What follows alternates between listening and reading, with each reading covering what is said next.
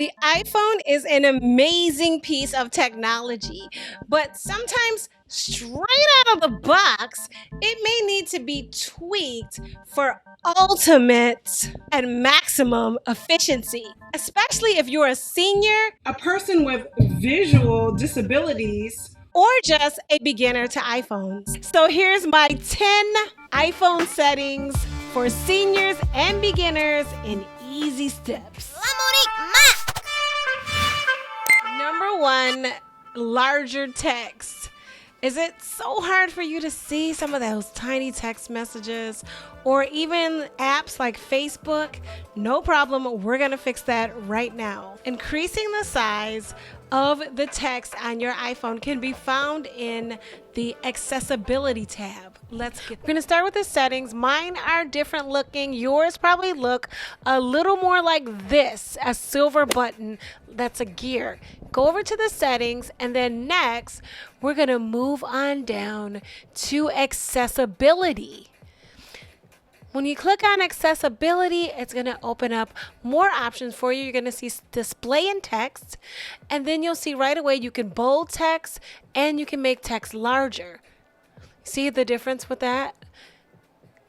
And we can also make text larger. We'll click on that, slide the toggle switch over, and down at the bottom, you can increase the font size to huge or to something that suits your eyeballs. Number two, increasing the contrast. With staying on target with being able to view what's on our iPhone much easier, let's change the contrast. You're going to see what I mean in a minute. Okay, so always the settings again. We're going to go to accessibility again. After accessibility, we're going to head over to display and text. Once we click display and text, then right away we can increase the contrast. It's just a toggle switch, off, on. And that was easy peasy. Here's a bonus. Let your iPhone read to you. I have a video posted right here that teaches you how to do that for free. One East versus West image. Mama was putting the pedal to the metal, trying to get LaMonique across the city and to school on time. Number three, LED alerts. Yes, we're going to make that phone flash when we get an alert. All right, y'all already know the routine by now. We're going into settings. Back to accessibility for this one. Once we click accessibility, check it out. There's vision, there's physical and motion help for accessibility. We don't need those. I'm just pointing it out to you. And then there's hearing. Where we want to be is in hearing. And that's when we're going to click audio visual. On audio visual, once we get in there, we're going to scroll all the way down to the bottom. And there you will have the option for LED flash for alerts. As you can see, it's off. So we want to click that so we can turn all of those switches on. LED flash for alerts and flash while unlocked. Now what I propose that we do, I propose we go and send ourselves an email so we can see what this alert will look like. So let's go to our email. I'm going to send myself this email. Just flash test. So we can see what this is going to look like. So for whatever reason, it was really subtle on the camera, but in person, there is like a flash of light. So when you watch, you see that was that flash. All right. Number four, screen brightness. And we're going to find that underneath the display and brightness tab. And there's some surprising things we can do with the text, even in this section. So you already know the first thing we're doing is going back to that gear for the settings. This time we don't go into accessibility. We're going to actually scroll down directly to display and brightness. We're going to click on that. Once we get in there, we've got a few options. We've got text size, boldness, just like we did in accessibility. So you can do that over here too. I feel the text doesn't get quite as big under this option, but you can quickly go here and do that. You can also go ahead and change the brightness right here. Number five, display zoom. Now for this, if you're already in the display and brightness, all you need to do is scroll down and there's display zoom. If not, you're going to just want to go to the settings, click display and brightness, And then you'll have the option for display and zoom. Now, what display and zoom is going to do is like change the size of your display, give you larger text, even with your text messages. It even makes like your little squares, your icons a little bit larger. Are you tired of your phone flashing off within seconds? We're gonna fix that right now. Number 6, screen lock time. All right, so we're gonna go right back to settings. You already know my settings looks a little bit different. I've got to get out of this display zoom thing. And then we're gonna go right back here and we're gonna scroll on down to display and brightness again. This time, we're gonna go down to auto lock. Now I've got mine on never. That will kill your battery fast.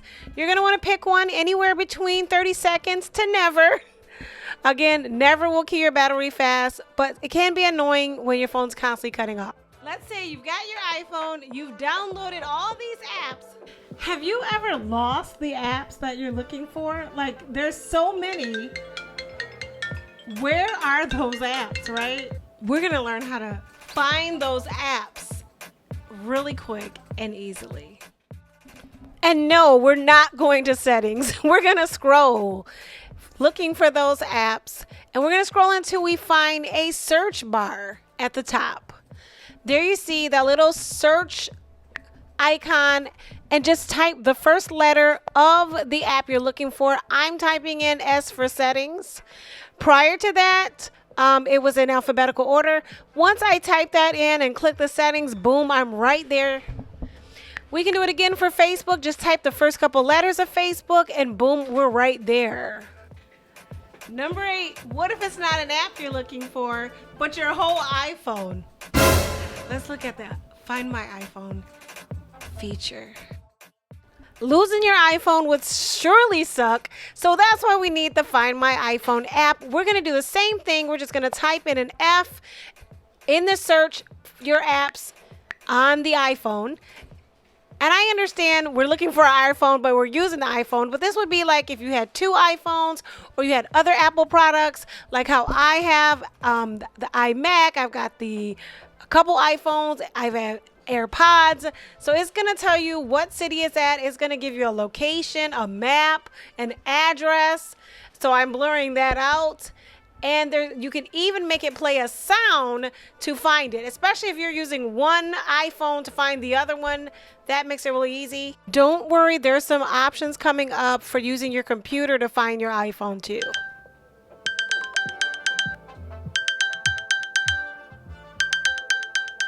This could be really handy if your stuff was under some books. All right, we're going to get into that computer option I told you about. Get to your Mac, hit F4.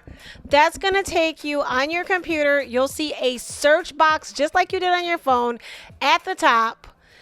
Start typing in the letter F for Find My iPhone. The more letters you type, if you type in FIND, then that'll be the only app that will display. And that is the Find My Apple products. It's really Find My iPhone, but Find All My Apple Products icon. So once you've done that, it's going to do the same thing. It's going to give you a map. It's going to tell you where your devices are. When you click devices, it's going to give you a map. And if you like zeroed out or in, you would see the exact address, but I have that covered up for privacy purposes. You can see all these icons of all your Apple products. So if you're using your computer, it's going to tell you the city, the address, the exact location. And if it's in your house, you know it's in your house. You just don't know where in your house it is. As long as it's not dead, you can make it play that sound and find it again. Number 9, setting alarms and timers. Again, we're not visiting the settings. We're going to click right on clock. If you can't find your clock, then you can scroll right over to the app library and just start typing in clock and it'll pop up. There you'll find it. You have 4 settings. The world clock I never use, but for alarms, you just click that at the bottom. Once you click alarms, all you have to do is like scroll up and just type in scroll up to whatever time you want your alarm to go off at. Make sure you're picking AM or PM. And you can even pick it to repeat.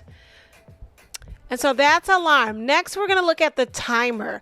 I use the timer a lot because I'm a writer to be productive. If I want to get up from my desk, that's all you do again is scroll like you did with setting the alarm. So you're just scrolling up. I'm doing 25 minutes, Pomodoro technique.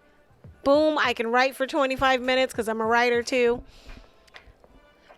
So now we're going to move over from the timer. And yeah, you see that. Next, we're going to move over from the timer to the stopwatch. The stopwatch is going to start at 0. So that's good if you need to time yourself to see how long it takes you to do certain tasks. Or if you're walking, you can see how long it takes you to complete a lap. And number 10, the thing that's probably the most popular about the iPhone, what about Siri? If you have an older iPhone with this button, you just hold that button down and then you can access Siri. You can say, hey Siri, or just ask for the weather. If you have a newer iPhone and you don't have that button, then you access Siri from the side. I usually hold it down and say, Siri, set the alarm, set a timer, what's the weather?